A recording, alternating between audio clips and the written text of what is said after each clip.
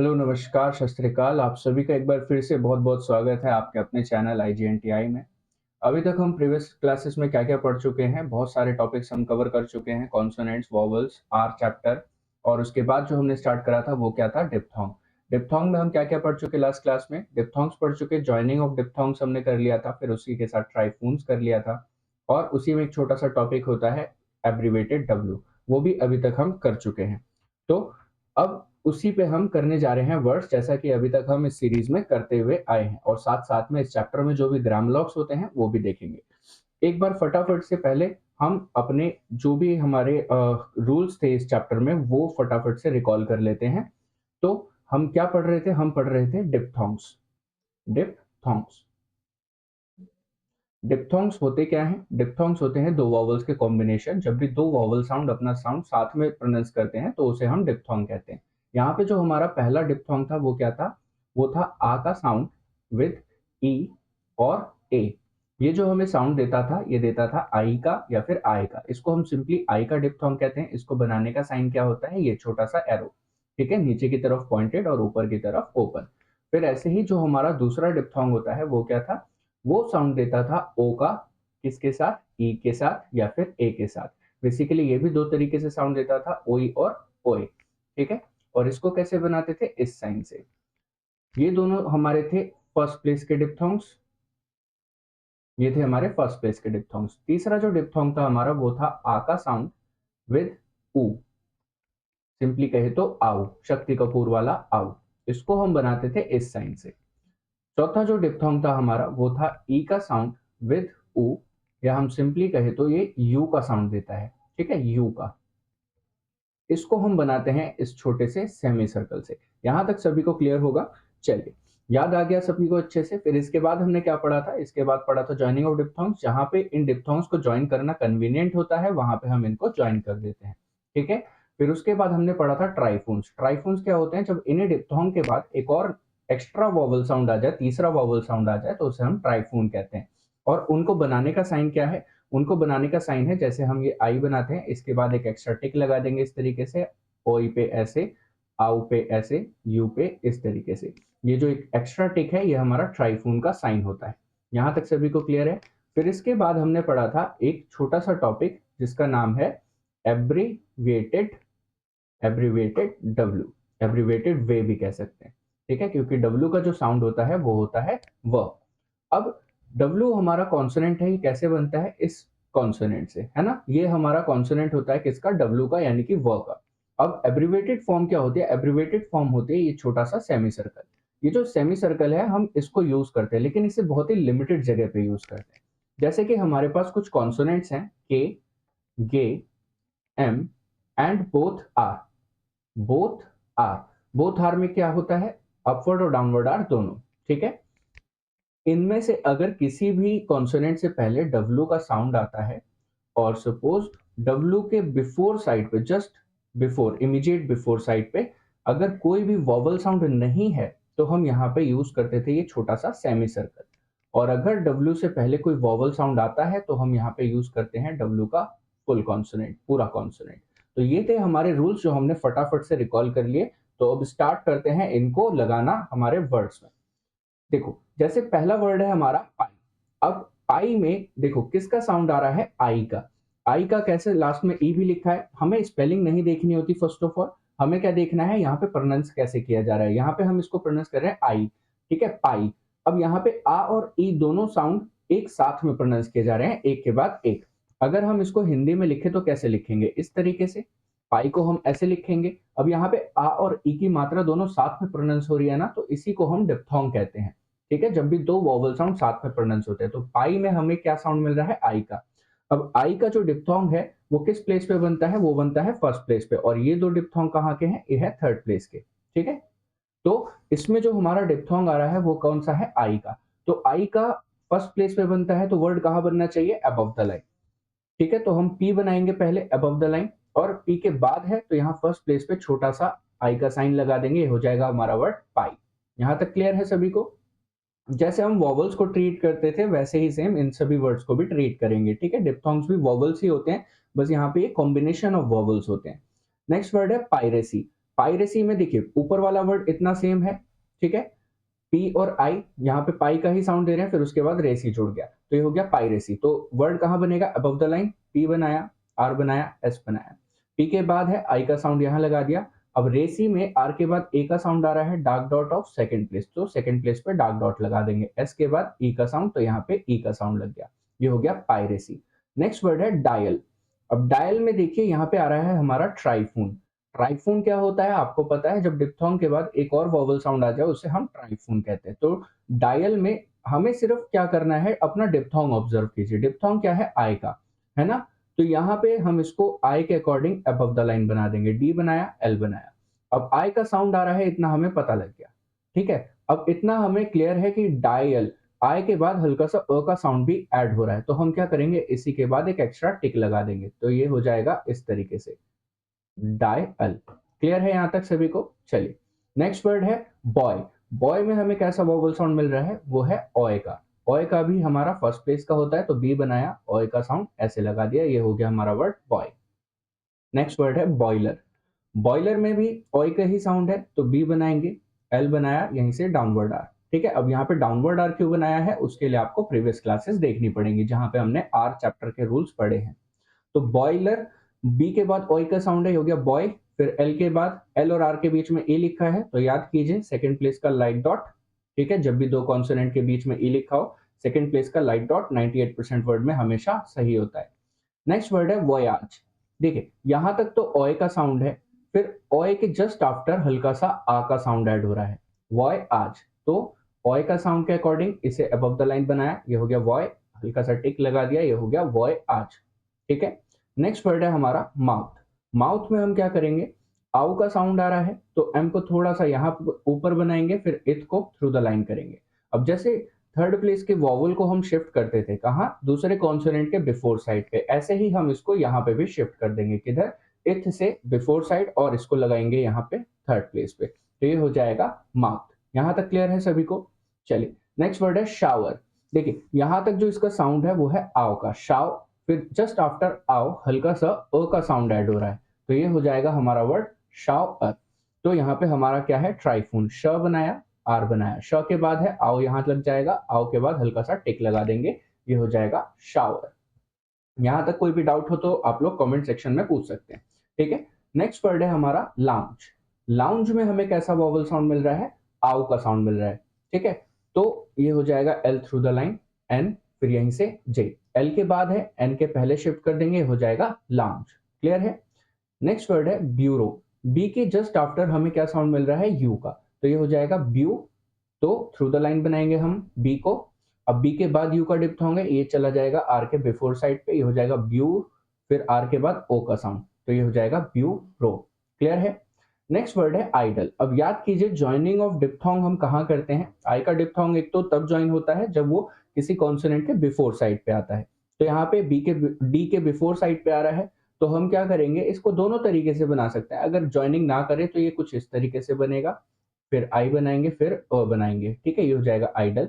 But अगर joining करें तो ये कुछ बनेगा इस तरीके से, आइडल, ठीक है। यहाँ पे हमारा थोड़ा सा समय बच जाता है, तो इस वजह से हम यहाँ पे ज्वाइनिंग करते हैं, ठीक है। बाकी अगर आपको नहीं समझ आता है तो आप इसको डिसजॉइन करके भी बना सकते हैं, बट जितना ज्यादा ज्वाइनिंग करेंगे उतना आपके लिए अच्छा रहेगा, स्पीड बढ़ाने में बहुत ज्यादा हेल्प करता है। नेक्स्ट वर्ड है ऑयल्ड। देखिए ऑयल्ड में हम क्या करेंगे, यहाँ पे ऑई का साउंड है और एल में हम इसको ज्वाइन कर देते हैं इस तरीके से, ये हो जाएगा ऑई, एल, और ये हो जाएगा डी, ऑयल्ड। क्लियर है? नेक्स्ट वर्ड है रेन्यूअल। देखिए रेन्यूअल, अब यहाँ तक जो हमारा साउंड है वो है न्यू का, न्यू, फिर यू के बाद हल्का सा अ का साउंड ऐड हो रहा है, तो ये हो जाएगा रेन्यूअल। तो आर बनाएंगे, एन बनाएंगे, एल बनाएंगे, ये हो जाएगा रेन्यूअल। अब कुछ बच्चे कह रहे होंगे कि यहाँ पे ये क्या नया सा बना दिया, एल तो ऐसे नहीं बनता, एल तो ऐसे बनता था। तो देखिए एल की हमारी दो फॉर्म्स होती हैं, एक होती है अपवर्ड और एक होती है डाउनवर्ड, लेकिन बनती दोनों सेम है। अब डिफरेंस क्या होता है कि जो नीचे से ऊपर बनाते हैं तो उसकी फर्स्ट प्लेस यहाँ होती है, थर्ड प्लेस यहाँ होती है, बीच का हमेशा सेम रहता है सेकंड प्लेस। अब इसे ऊपर से बना रहे हैं तो फर्स्ट यहाँ हो जाएगा, थर्ड यहाँ हो जाएगा, और सेकंड हमेशा सेम रहेगा। लेकिन ये तो हमने पहले बताया ही नहीं कि डाउनवर्ड एल कब बनता है। तो देखिए बुक में ये थोड़े से एरर्स हैं कि ये जो टॉपिक है डाउनवर्ड एल का, एक टॉपिक आएगा हमारा आगे चल के डाउनवर्ड एल का, लेकिन ये काफी आगे चल के आएगा। ठीक है, बट इन्होंने कुछ वर्ड्स अभी से उसके दे दिए हैं, ठीक है, तो इस वजह से हमें यहाँ पे डाउनवर्ड एल को यूज करना पड़ा, क्योंकि ये अपवर्ड एल में पॉसिबल नहीं होता बनाना। पॉसिबल है भी, लेकिन वो उतना कन्वीनियंट आउटलाइन नहीं बनता। तो घबराइएगा मत, अभी आप इसी तरीके से बस डाउनवर्ड बना दीजिएगा, ठीक है। बाकी जब ये टॉपिक आएगा तो अब हम इसको भी अच्छे से पढ़ेंगे कि डाउनवर्ड एल कब कब बनता है, ठीक है। अभी के लिए बस आप इतना याद रख लीजिए कि एन के बाद कभी भी एल आ जाएगा तो इसे हम डाउनवर्ड ही बनाएंगे, ठीक है। डाउनवर्ड एल बनाएंगे, यानी कि ये वाला कब, एन के बाद जब भी एल आएगा तो, ठीक है, एन के बाद एल डाउनवर्ड बनता है। नेक्स्ट वर्ड है न्यू।